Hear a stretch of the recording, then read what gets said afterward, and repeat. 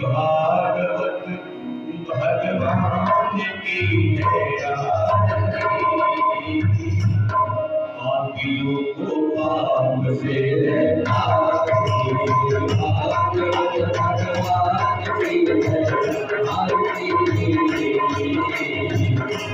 पापियों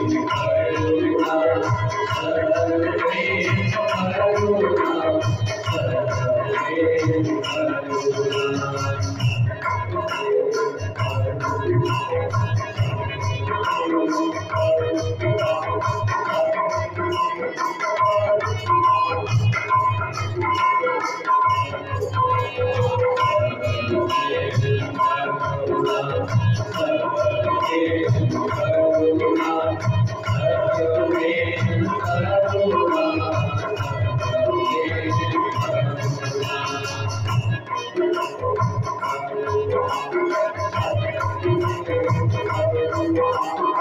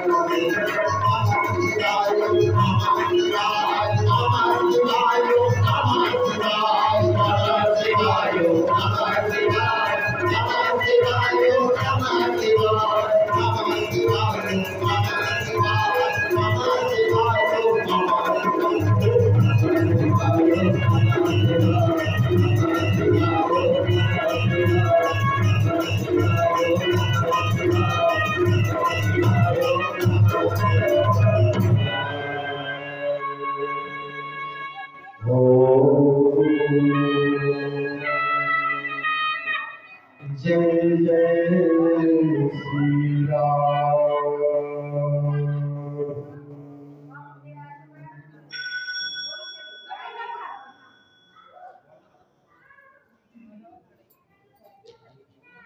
आए हुए सभी